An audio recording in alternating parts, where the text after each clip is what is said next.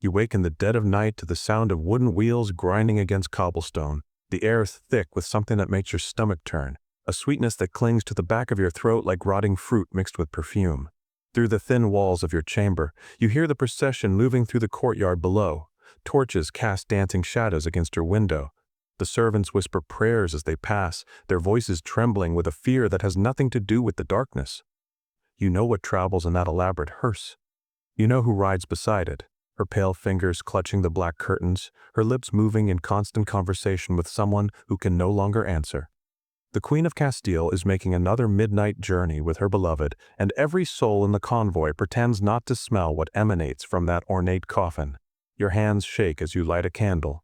You're part of her household now, sworn to serve a woman who has crossed a line that even medieval minds find horrifying. They tell you she's mad with grief. They tell you love has broken her mind. But you've seen her eyes when she opens that coffin. There's something there that goes beyond madness, beyond grief. There's a hunger that makes your blood run cold. The morning it all began was September 25th, 1506, in the Casa del Cordón in Burgos. Juana of Castile knelt beside her husband's bed, watching the life drain from Philip the Handsome's perfect features. He was only 28 years old. 3 days earlier he'd been playing pelota in the courtyard, his golden hair gleaming in the autumn sun. Now his skin had taken on a grayish pallor, and his breathing came in ragged gasps that seemed to tear at his chest. The physicians whispered about sudden fever, about bad water, about the mysterious illness that had struck him down so quickly. But Juana knew better. She'd tasted the wine he'd drunk, she'd seen the look in her father Ferdinand's eyes when news of Philip's illness reached him. Power was a poison that ran through royal veins, and her husband had stood between too many ambitious men and their desires. Philip's hand was cold in hers, but she clutched it anyway, pressing it against her cheek. "Don't leave me," she whispered in French, the language of their courtship. "Not now, not when I finally have you to myself." It was true. For the first time in their tumultuous marriage, Philip belonged only to her. No mistresses slipping from his chambers at dawn, no courtiers whispering about his latest conquest, no beautiful faces turning his head at every feast and celebration. Just the two of them in this dimly lit room that smelled of sweat and impending death.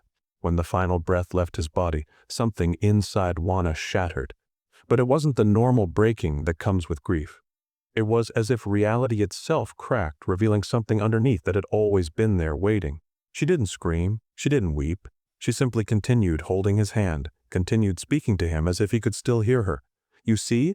she said softly. "Now you're mine forever." The household held its breath, waiting for the queen to begin the proper mourning rituals. The body needed to be washed, dressed in funeral garments, and prepared for the lying in state. Messages needed to be sent to the courts of Europe.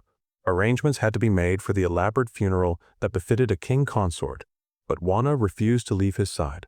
She dismissed the physicians, sent away the priests, and barred the door to anyone who tried to enter. For 3 days and nights, she remained alone with Philip's corpse, emerging only to demand that food and wine be left outside the door. Servants reported hearing her voice through the thick wood, carrying on both sides of conversations, laughing at jokes only she could hear. When they finally convinced her to open the door, what they found inside that chamber would haunt them for the rest of their lives. The room was meticulously clean, the bed freshly made with Philip's body arranged as if he were merely sleeping. But the smell, God, the smell was something that embedded itself in memory and refused to leave. Sweet corruption masked by expensive perfumes, the beginning of decay that no amount of frankincense could hide. Juana had dressed him in his favorite doublet, the crimson one embroidered with gold thread. She'd combed his hair and arranged it just so, the way he'd worn it when they'd first danced together in Bruges. His face had been painted with cosmetics to restore the illusion of life, rouge on his cheeks and lips, his eyelids carefully closed to hide the fixed stare of death. "He's resting," she announced to the horrified courtiers. "The journey to Granada will be long, and Philip needs his strength." They tried to reason with her. Cardinal Cisneros himself came to explain the necessity of proper burial rites. Philip's soul needed prayers, needed the blessing of holy ground. But Juana's dark eyes held a glitter that made even the cardinal step back. "His soul is with me," she said. "Where else would it go?" The compromise they reached was unprecedented.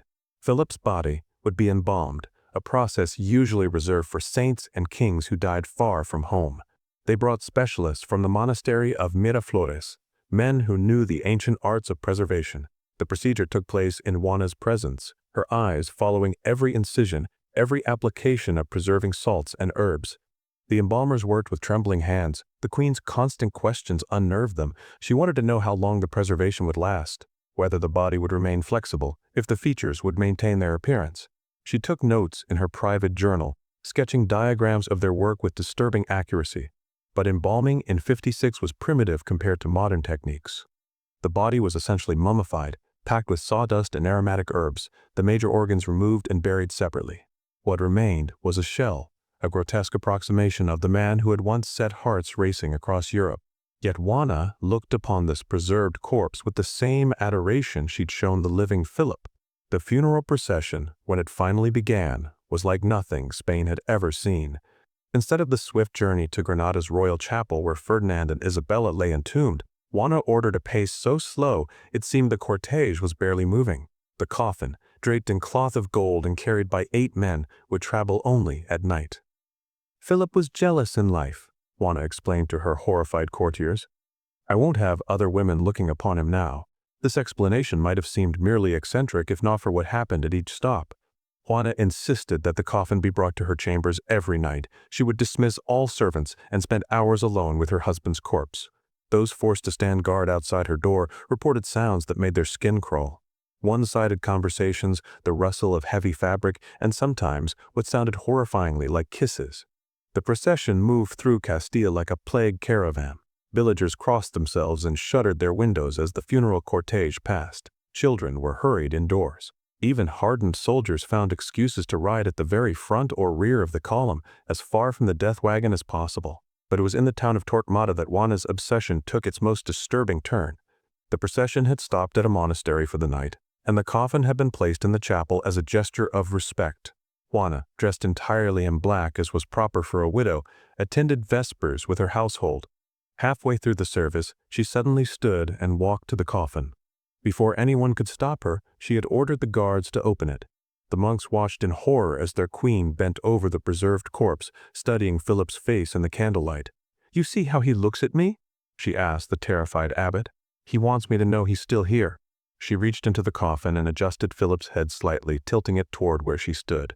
The movement caused a sound, joints stiffened by death and preservation creaking, that sent several monks fleeing from the chapel. But Juana seemed delighted. He nods his agreement, she announced. We should continue our journey. Word of the Torquemada incident spread quickly. Ferdinand, Juana's father and now regent of Castile, received reports that grew more alarming with each telling. His daughter wasn't simply mourning, she was descending into a madness that threatened the stability of the crown. Yet he hesitated to intervene too forcefully. Juana was the rightful queen of Castile, and moving against her could spark civil war. Instead, he tried subtlety.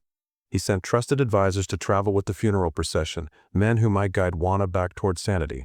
He arranged for learned physicians to examine her under the pretense of concern for her health. He even recruited her childhood confessor, hoping familiar spiritual guidance might break through her delusions. None of it worked. Juana saw through every attempt, dismissing advisors and physicians alike. When her confessor tried to speak to her about the state of her soul, she laughed in his face. "My soul?" she said. "My soul died with Philip. What remains is something else entirely." The procession continued its macabre journey through the winter of 5006 and into 5007. Each stop brought new horrors. In the town of Hornillos, Juana insisted on checking Philip's body for signs of decay, spending hours examining his preserved features by lamplight. She had the embalmers traveling with the procession touch up their work, adding fresh preservatives and cosmetics. He must remain beautiful, she told them. He must remain perfect. The servants traveling with the queen began to notice changes in her behavior that went beyond grief-driven madness. She would go days without sleeping, sustained by a manic energy that seemed to emanate from her proximity to the corpse. Her eating habits became erratic. Sometimes she would feast as if celebrating, other times she would take only bread and water, claiming she was fasting for Philip's return, because that was the most disturbing development. Juana had begun to speak not just to Philip's corpse, but about his eventual resurrection. She collected books on ancient mysteries, texts that the church considered borderline heretical. She questioned scholars about stories of saints who had returned from death. She seemed convinced that if she kept faith, as she maintained her vigil, Philip would wake from his long sleep. Her ladies-in-waiting, those who hadn't fled or been dismissed, reported even more troubling behaviors. Juana would sometimes order them to prepare two place settings at meals, leaving Philip's chair empty but speaking to it throughout dinner. She would have clothing made for him, expensive garments that were placed in the coffin during her private vigils. Most disturbing of all, she began to show signs of physical change. Despite her erratic eating, she was gaining weight. Her monthly courses had stopped. When court physicians delicately suggested she might be with child, Philip's posthumous child, she only smiled. "Of course I am," she said. She swore that Philip's presence lingered after death, visiting her in dreams so vivid they blurred with waking life. The implications of this statement sent shockwaves through the court. If Juana was pregnant, the father could only be someone among the living, yet no one dared voice such an accusation. The alternative, that she genuinely believed Philip's corpse had impregnated her, was too horrible to contemplate. The town of Tordesillas became the final destination of this nightmare journey. By April 1507, Ferdinand had maneuvered circumstances to halt the procession there, using a combination of bad weather, political necessity, and careful manipulation of the routes. The coffin was placed in the monastery of Santa Clara, and Ferdinand hoped this might mark the beginning of Juana's return to sanity. Instead, it marked her complete descent into a world of her own making. She took up residence in a house adjoining the monastery, ensuring she could visit Philip's coffin daily. These visits became the entire focus of her existence. She would spend hours in the monastery, sometimes praying, sometimes simply sitting beside the coffin in silence, sometimes engaged in animated conversation with her deceased husband. The monks of Santa Clara found themselves unwilling guardians of a horror show. They reported that Juana would arrive at all hours, demanding access to the coffin. She brought gifts, flowers, letters, items of clothing which she would place inside before carefully arranging them around Philip's body. She acted as if she were visiting a living husband who was simply unable to leave his bed. On special occasions, Philip's birthday, their wedding anniversary, religious festivals, she would insist the coffin be opened for longer periods. She would sit beside it for hours, reading to Philip from books they had once enjoyed together, sharing gossip from court as if he could appreciate the irony of political machinations. Sometimes she would hold his preserved hand, the skin hard and waxy beneath her fingers, and speak of their children. Those children became another source of horror for the household. Juana had 6 children with Philip, and she began to bring them to visit their father's corpse. The younger ones were too small to understand, but the older children were forced to participate in their mother's delusions.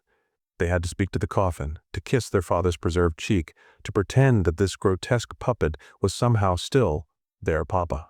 Catherine, the youngest, later wrote in letters of the nightmares these visits gave her. The smell that no amount of incense could mask, the way her mother's eyes glittered with fanatic fervor. The feeling of those cold, hard lips against her cheek when she was forced to kiss her father goodbye. She developed a terror of enclosed spaces that lasted her entire life. But it was what happened during Juana's private moments with the corpse that truly horrified those who glimpsed it. Servants cleaning nearby chambers reported sounds that suggested physical intimacy. Guards stationed outside swore they heard the rustle of bedclothes, the creak of the coffin being climbed into, whispers that sounded like lovers' endearments. One young monk, new to the monastery and unaware of the protocols around the queen's visits, accidentally entered the chapel during one of these private moments. What he saw sent him fleeing from the monastery entirely. He would only say that the queen was communing with her husband in ways that violated both nature and God's law. He begged to be released from his vows rather than remain in that cursed place. The pregnancy Juana had claimed became increasingly evident. Her belly swelled beneath her mourning clothes. Yet she maintained the fiction that Philip was the father, speaking of how he visited her in dreams that were more than dreams. The court was paralyzed. To acknowledge her pregnancy meant admitting either that the queen was an adulteress or that she was so deeply mad she couldn't distinguish between reality and fantasy. The birth, when it came in January 57, provided no clarity. Juana delivered a healthy daughter whom she named Catherine after her sister. But she insisted on bringing the infant to Philip's coffin, presenting the child as if seeking his approval. She held the baby up to the preserved corpse, speaking in a bright, terrible voice about how much the child resembled her father. "You see," she told the horrified midwives, "she has his eyes, Philip's beautiful blue eyes." The infant's eyes were dark brown, like Juana's own. Ferdinand used the birth as an excuse to further restrict Juana's movements. He argued that she needed time to recover, that her health was fragile. In reality, he was building a prison around her brick by brick, using her madness as justification for what amounted to a coup. The rightful Queen of Castile was being quietly removed from power while she remained fixated on her deceased husband. But Juana seemed unconcerned with politics. Her world had shrunk to the dimensions of a coffin. She continued her daily visits, her one-sided conversations, her macabre rituals of devotion. Seasons passed, years accumulated, and still she maintained her vigil over Philip's corpse. The preservation, despite the embalmer's best efforts, was failing. The body, subjected to constant handling and exposure, was deteriorating in ways that even Juana's madness couldn't entirely ignore. She began to speak of Philip being tired, of how he needed stronger medicine to maintain his strength. She ordered new treatments, applications of mercury and arsenic that made the very air around the coffin toxic. Those forced to attend her during these sessions often fell ill. The combination of decay, chemical preservatives, and the close atmosphere of the chapel created a poisonous environment. Yet Juana seemed immune, as if her mind, untethered from reality, shielded her from the full weight of her grief, from physical harm. She would breathe deeply of the tainted air, claiming it smelled of roses and myrrh. By 1509, 3 years after Philip's death, the situation had become untenable. The corpse, despite all efforts, was showing unmistakable signs of advanced decay. Though the face she once adored was fading with time, but to her eyes it remained unchanged, the skin pulling away from bone, the careful illusion of sleep becoming impossible to maintain. Yet still she visited, still she spoke to him, still she maintained the fiction of their ongoing relationship. It was during this period that the most disturbing reports emerged. Servants whispered that the queen had been seen collecting faint traces of time appeared on his remains, but she refused to acknowledge them. Strips of skin, locks of hair, even teeth that loosened from the skull. She kept these grisly relics in jeweled boxes, treating them like holy artifacts. She would kiss them during prayers, wear them in lockets against her skin, incorporate them into bizarre rituals that seemed to blend Catholic devotion with something far older and darker. One story, perhaps apocryphal but repeated by multiple sources, claimed that Juana had commissioned a craftsman to create jewelry from Philip's remains. Rings said to contain relics tied to him, worn as tokens of love and memory. A necklace strung with carved fragments of bone, a bracelet woven from his hair. She allegedly wore these items constantly, hidden beneath her mourning clothes, claiming they allowed Philip to always remain close to her heart. The monks of Santa Clara, pushed beyond endurance, finally appealed directly to Rome. They could no longer, they wrote, participate in what amounted to sacrilege. The queen's treatment of her husband's remains violated every principle of Christian burial. Moreover, her presence was corrupting the sanctity of their monastery. Young novices were having nightmares. Older monks were falling ill. The very stones of the chapel seemed tainted by the ongoing horror. But politics prevented any meaningful intervention. Juana was still technically Queen of Castile. Her father Ferdinand needed her alive and at least nominally sane to maintain his own grip on power. Her son Charles, heir to vast territories across Europe, was still too young to rule. So, the horror continued, a Gothic nightmare playing out in the heart of Catholic Spain. The final phase of Juana's macabre obsession began in 1513. By then, Philip had been dead for 7 years, and no amount of preservation could maintain the fiction of his sleeping beauty. The corpse had become what corpses inevitably become, a horror of decomposition that bore no resemblance to the golden prince who had once captivated courts across Europe. Yet Juana's delusion adapted rather than shattered. She began to speak of Philip's transformation, of how he was shedding his earthly form to reveal something more sublime. She compared him to a butterfly emerging from a chrysalis, seemingly blind to the reality that what emerged from the coffin was corruption and decay rather than transcendent beauty. Her own transformation was equally disturbing. At 34, she looked decades older. Her hair, once lustrous black, had gone gray and hung in lank strands around a face marked by years of sleepless nights and manic obsession. Her body, subjected to multiple pregnancies and years of erratic self-care, had become frail and bent. Yet her eyes retained that terrible brightness, that fanatic gleam that suggested her madness had burned away everything human, leaving only obsession. She had also developed what witnesses described as an uncanny ability to predict deaths. She would suddenly announce that someone in the household was ready to join Philip, and within days, that person would indeed die. Whether this was coincidence, whether her constant exposure to death had given her some intuitive understanding of its approach, or whether there was something darker at work, no one could say. But the servants learned to fear her pronouncements. The children, meanwhile, grew up in the shadow of this horror. Charles, the eldest, spent as little time as possible near his mother, fleeing to the Netherlands as soon as he was able. The younger children were parceled out to various relatives, their visits to Tordesillas brief and carefully supervised. They spoke of their mother with a mixture of pity and revulsion, unable to reconcile the madwoman with the coffin with any normal concept of maternal love. Only Catherine, the posthumous child whose birth had caused such speculation, remained consistently in Juana's care. Perhaps because she represented the last gift from Philip, Juana lavished on her a twisted version of affection. The child was dressed in mourning from infancy, taught to speak to her father's coffin as if it were normal, raised in an atmosphere of death and delusion that would mark her for life. Catherine's governess, one of the few who dared document the reality of life in Tordesillas, wrote of finding the child playing with what appeared to be a doll. On closer inspection, it was a small figure crafted from wax and what looked horrifyingly like human hair and teeth.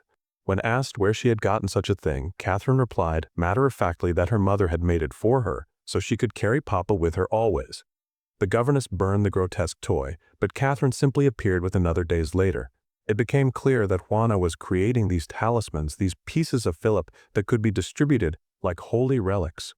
The queen had developed a complex theology around her husband's remains, viewing them not as corruption, but as sacred matter that could convey blessing and protection.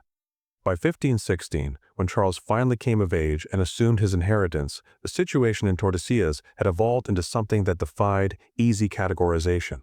It wasn't simply madness. It was a fully realized alternative reality that Juana had created and maintained through sheer force of will. Within the walls of her palace prison, Philip was still alive, still beautiful, still hers. Charles, now King of Spain and soon to be Holy Roman Emperor, faced an impossible situation.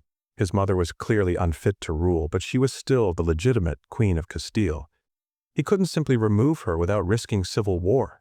Moreover, there was the horror of what to do with Philip's remains, which had become so central to Juana's existence that removing them might literally kill her. The solution was typically Habsburg in its cold pragmatism. Juana would remain queen in name, living in Tordesillas with a small household, visiting Philip's coffin daily. But all actual power would rest with Charles. She would be a ghost queen ruling over a kingdom of the dead while her son governed the living. This arrangement would continue for decades. Juana lived until 1555, spending 46 years in the company of her husband's corpse. As the years passed, visitors to Tordesillas reported increasingly bizarre scenes. The coffin, despite periodic maintenance, had deteriorated to the point where it could no longer be opened. Yet Juana continued her visits, speaking to the sealed box as if Philip could still hear her. She developed elaborate rituals around these visits. She would arrive at specific times, following routes through the monastery that never varied. She would circle the coffin a set number of times, touching specific points on its surface in a pattern that seemed meaningful only to her. She would recite not just prayers, but what sounded like incantations, mixing Latin with older words that predated Christianity in Spain. The monks, long since resigned to their role as custodians of this horror, noted that strange things happened around the coffin. Candles would flicker without drafts. Shadows would move in ways that defied the light sources. Sometimes, they swore, they could hear responses to Juana's questions. Not words exactly, but sounds that seemed to come from within the sealed coffin. Whether these were the delusions of men driven half-mad by proximity to Juana's obsession, or whether something genuinely uncanny had taken root in that cursed chapel, no one could say. But the monastery's records from this period are full of references to disturbances, to young monks requesting transfers, to prayers of protection against unclean spirits. Juana herself seemed to exist in a state beyond normal human experience. She aged, but slowly, as if her obsession sustained her beyond natural limits. She spoke less and less to the living, saving her words for her daily conversations with Philip.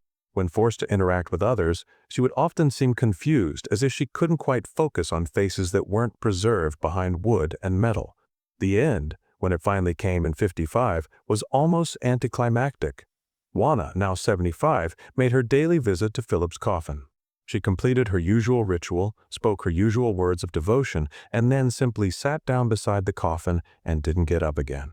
The monks found her hours later, her hand resting on the wood, her face peaceful for the first time in nearly 5 decades. Charles, by then the most powerful man in Europe, ordered that his mother be buried beside his father in Granada, in the royal chapel where they should have been interred decades earlier.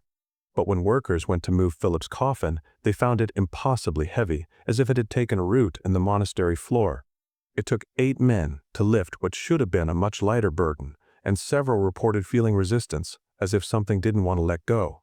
The journey to Granada was marked by strange incidents. Horses refused to pull the funeral wagons. Storms arose from clear skies. Members of the escort reported nightmares of a woman in black asking why they were taking her husband away. Whether these were guilt-inspired delusions or something more, the procession pressed on. The burial in the royal chapel was conducted with extreme haste. Charles, perhaps fearing what prolonged exposure to his parents' remains might inspire, ordered the tombs sealed immediately, lead-lined, blessed with holy water, marked with symbols of protection. Every precaution was taken to ensure that what went into those tombs stayed there. Yet even in death, Juana's obsession left its mark. Visitors to the royal chapel reported cold spots near the tombs. Some claimed to hear whispers, conversations between 2 voices that seemed to come from within the marble. Others spoke of seeing a woman in black standing vigil beside the tombs, visible only from the corner of the eye, vanishing when looked at directly. Catherine, the posthumous daughter, never married. She spent her life in convents, dedicating herself to prayer and penance for sins she could never quite articulate. In her final confession, she spoke of dreams where her mother and father danced together in a ballroom of bones, eternally young, eternally beautiful, eternally damned. The other children scattered across Europe, carrying with them the trauma of their mother's madness. They established new dynasties, built empires, reshaped the world. But in their private letters, in their confidential confessions, they revealed the shadows that haunted them. The smell of preservation chemicals could send them into panic. The sight of an open coffin could trigger fits. They loved deeply but fearfully, terrified that love itself might be a form of madness. Modern historians have tried to rationalize Juana's behavior. They speak of grief-induced psychosis, of political pressure, of possible bipolar disorder or schizophrenia. They point to the isolation, the betrayals, the impossible position of being a powerful woman in a world that feared female power. All of these explanations have merit, but they fail to capture the full horror of what transpired in Tordesillas. Because what Juana created in those 46 years wasn't just madness. It was a sustained rejection of reality so complete that it seemed to warp the world around her. She loved a corpse with such intensity that she made others half believe it could love her back. She maintained a marriage with death that lasted longer than most marriages with the living. She transformed decay into devotion, corruption into communion. The legacy of her obsession rippled through generations. The Habsburg tendency toward madness, already notable, seemed to intensify after Juana. Her descendants displayed increasingly erratic behavior, as if her rejection of natural law had introduced some fundamental instability into the bloodline. The famous Habsburg jaw became more pronounced. The marriages became more desperate. The line that had dominated Europe eventually extinguished itself in drooling insanity. But perhaps the most disturbing legacy is how Juana's story has been sanitized over time. She's remembered as Juana la Loca, Joanna the Mad, a figure of pity who loved too much. The full, grotesque reality of her decades-long relationship with Philip's corpse has been softened into romantic tragedy. We prefer to imagine her grief-stricken but noble, not the wild-eyed woman who wore jewelry made from her husband's remains. This sanitization serves a purpose. It allows us to maintain comfortable boundaries between sanity and madness, between love and obsession, between the living and the dead. But Juana's story demonstrates how fragile those boundaries really are. Given the right circumstances, power without restraint, grief without support, isolation without relief, anyone might find themselves opening a coffin at midnight, speaking to what remains inside. The palace at Tordesillas still stands, converted now to other uses, but locals avoid certain rooms, especially after dark. They speak of cold spots that persist even in summer heat, of shadows that move without sources, of sounds that might be wind through old stones but might be something else, whispers in a language of love and madness that echoes across centuries. In the royal chapel at Granada, Juana and Philip lie side by side in marble splendor. Tourists photograph their tombs, admiring the artistry, reading the plaques that speak of a queen and her consort. Few know the full story, fewer still would believe it. But sometimes the chapel guards report Visitors leave quickly, claiming they felt uncomfortable, watched, as if they'd intruded on something intensely private. Because that's what Juana achieved in the end. She created a love story so intense, so absolute, that it transcended the merely human. She refused to let death part her from her beloved, maintaining a marriage that violated every law of nature and God. She made the impossible horrifyingly real through sheer force of will and decades of unwavering devotion. We tell ourselves that such things belong to the past, to an age of superstition and madness. We have grief counseling now, psychological understanding, medications to smooth the sharp edges of loss. We're too sophisticated to spend decades conversing with a corpse, too rational to wear jewelry made from human remains, too grounded in reality to believe that love can survive decomposition. But in the quiet hours of deepest grief, when loss feels like a physical wound that will never heal, who hasn't wished they could bring back the dead? Who hasn't imagined one more conversation, one more touch, one more moment with someone gone forever? Juana simply took that universal desire and followed it to its logical, horrifying conclusion. She refused to let go, and in refusing, created a nightmare that lasted half a century. Her story reminds us that the line between love and madness is thinner than we'd like to believe, that grief can become a force powerful enough to remake reality, that the human heart, pushed to extremes, is capable of devotions that defy both reason and revulsion. She loved a corpse for longer than many people love the living, maintaining a passion that survived decay, disgust, and decades of isolation. In the end, perhaps that's the true horror of Juana's story. Not that she was mad, but that her madness was built on something terrifyingly recognizable, the simple human desire not to let go of those we love. She just took that desire and followed it into darkness, creating a love story that belongs not in fairy tales but in nightmares, a romance written in preservation fluid and sealed with a kiss that tasted of corruption. The queen who slept with corpses, the woman who refused to bury her husband, the mother who made dolls from death for her children to play with. Juana of Castile, who proved that love carried to its absolute extreme becomes indistinguishable from horror. Her vigil is over, but the question she raised echoes still. What would you do to keep love alive? How far would you go to deny death its victory? And in the end, is there really any difference between devotion and damnation? The answers, like Philip's body, may be better left buried, but history remembers her not for love alone, but for the way grief, unchecked and sanctified by royalty, became a kingdom of silence. Her story stands as a reminder: when mourning is allowed to rule, even the living become ghosts.